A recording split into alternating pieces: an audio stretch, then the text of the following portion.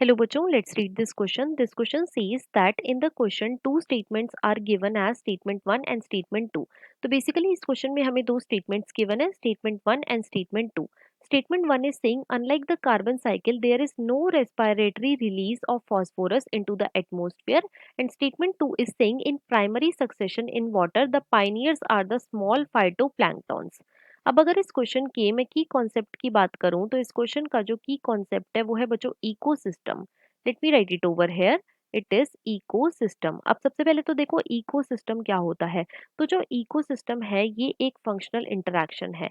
ये क्या है? ये एक फंक्शनल इंटरैक्शन है। और ये इंटरैक्शन किस किस चीज के बीच में होता है? तो ये इंटरैक्शन होता है बच्चों between biotic and abiotic component.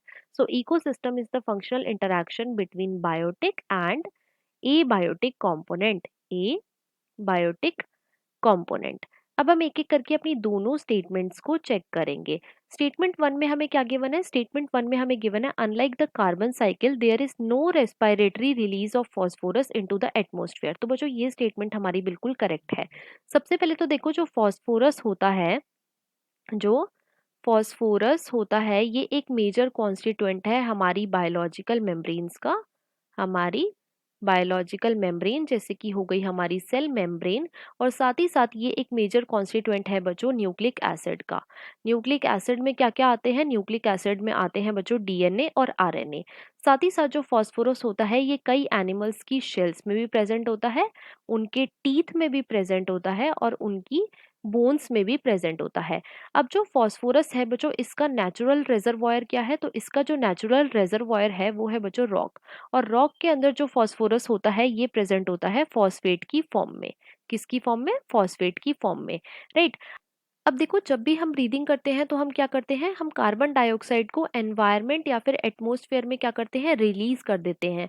तो कार्बन जो है वो बच्चों एटमॉस्फेयर में रिलीज हो जाता है बाय रेस्पिरेशन, लेकिन फॉस्फोरस जो है वो रिलीज नहीं होता थ्रू रेस्पिरेशन। इसीलिए जो हमें स्टेटमेंट वन गिवन है ये बिल्कुल करेक्ट गिवन है।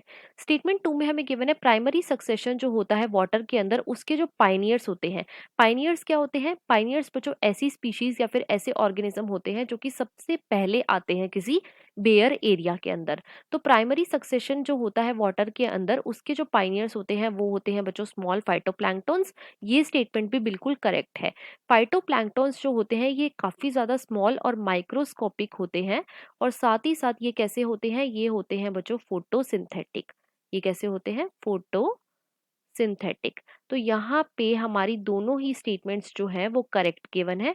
और इसके अकॉर्डिंग जो हमारा मोस्ट अप्रोप्रिएट ऑप्शन है वो है option number one, that is both statement one and statement two are correct. So the final answer of this question is option number one. I hope you understood it well. Best of luck.